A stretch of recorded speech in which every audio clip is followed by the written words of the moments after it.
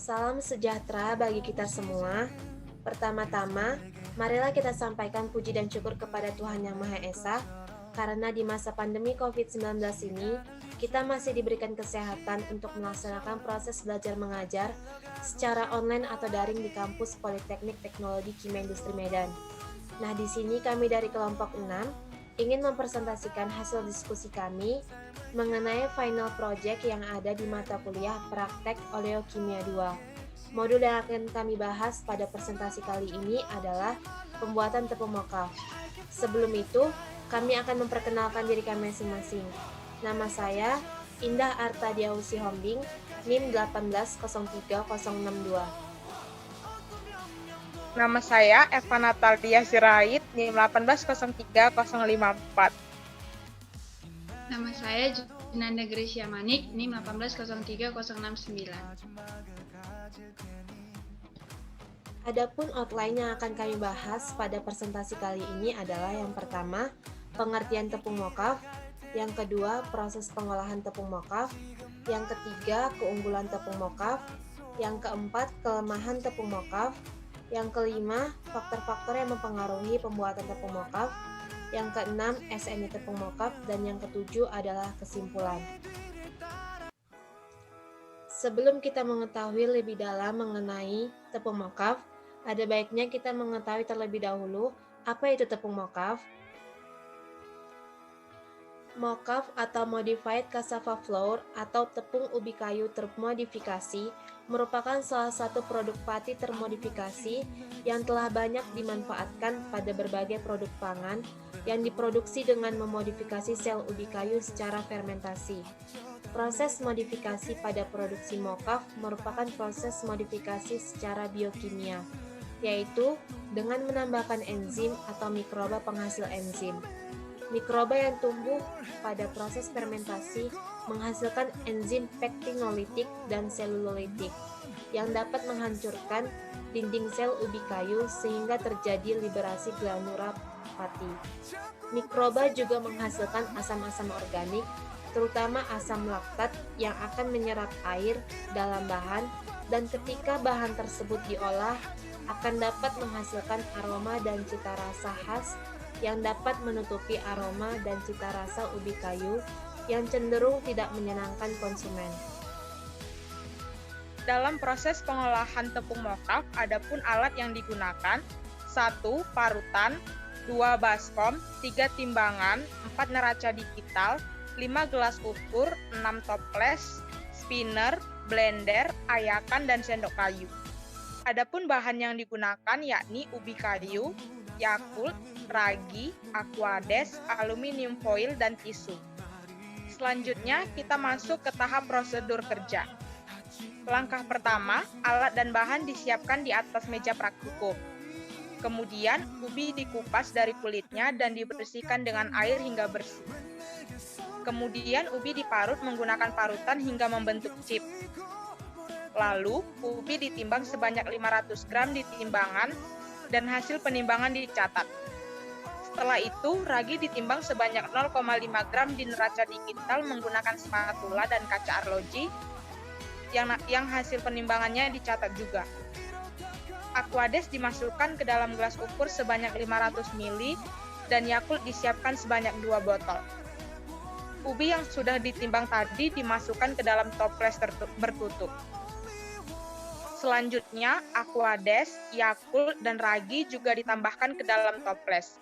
Semua bahan tersebut diaduk menggunakan sendok kayu dan dipastikan jika ubi harus terendam seluruhnya. Kemudian, toples ditutup dengan rapat dan dilapisi dengan wrapping.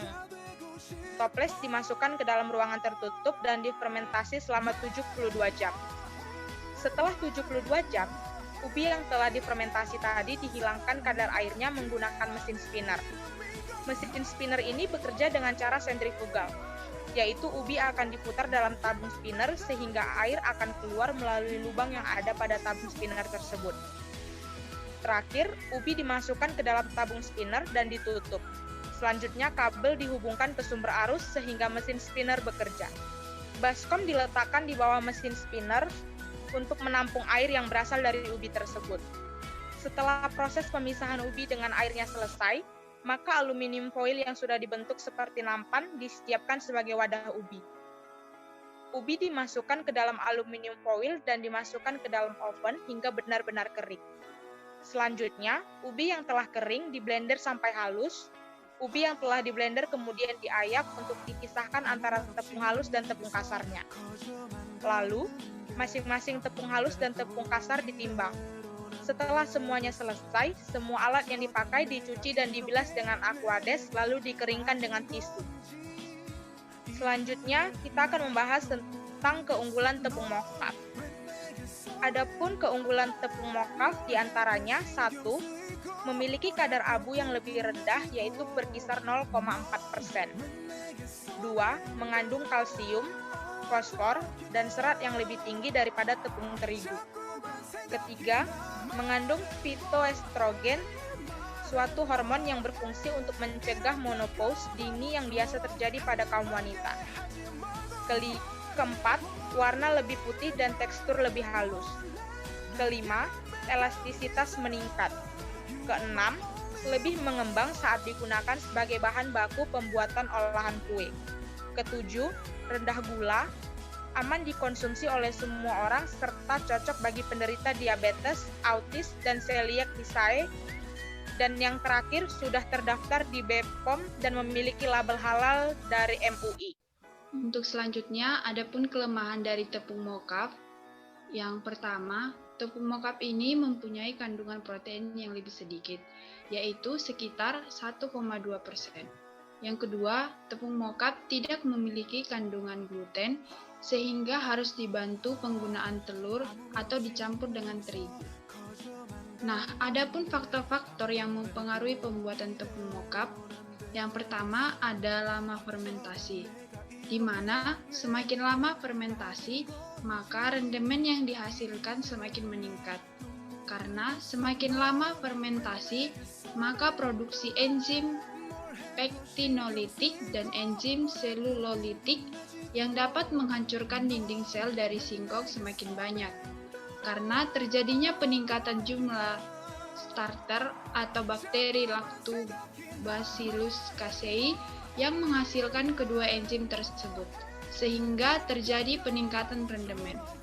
Faktor yang kedua yaitu metode penggilingan, di mana metode penggilingan basa menghasilkan mocaf dengan pH lebih asam.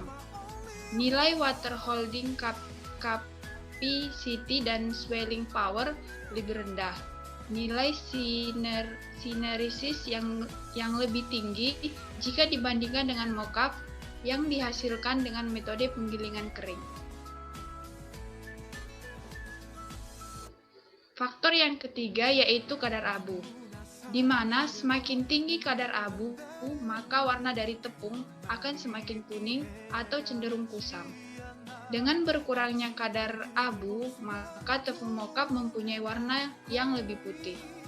Faktor yang keempat yaitu penambahan starter, di mana semakin tinggi penambahan starter, maka rendemen yang dihasilkan semakin tinggi. Pengaruh penambahan starter ini terhadap tekstur tepung mocaf, yaitu semakin tinggi penambahan starter, maka teksturnya semakin baik.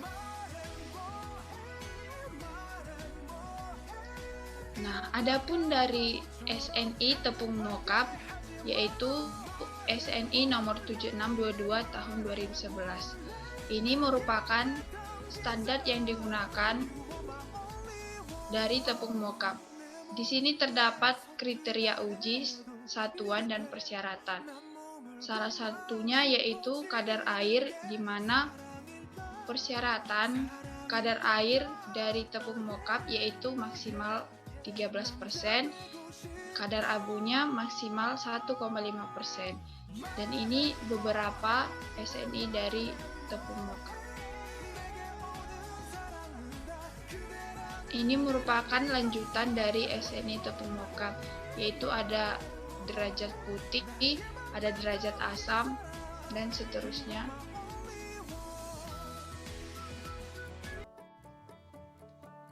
Adapun kesimpulan yang dapat kami ambil dari pembuatan tepung mocaf ini adalah perbaikan kualitas tepung ubi kayu telah dilakukan melalui modifikasi proses pengolahan dengan fermentasi, yaitu tepung mocaf atau modified cassava flour, atau nama lainnya BMO, Biologically Modified Cassava Flour.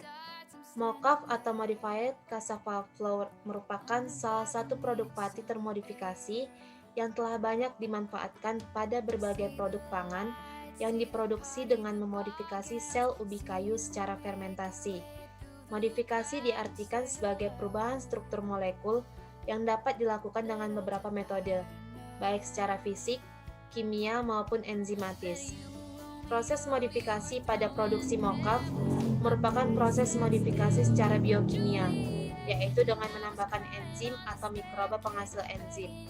Secara umum, proses pembuatan mocaf meliputi tahap-tahap penimbangan, pengupasan, pemotongan, perendaman atau fermentasi, dan yang terakhir adalah pengeringan. Standar mutu mengenai tepung mocaf adalah SNI 7622 tahun 2011. Demikian presentasi kami mengenai pembuatan tepung mocaf. Jika ada kesalahan di kata maupun materi yang kami sampaikan salah, kami mohon maaf. Sekian dan terima kasih. Maybe I just struck a chord, the music's in your heart. That's where I'm gonna start.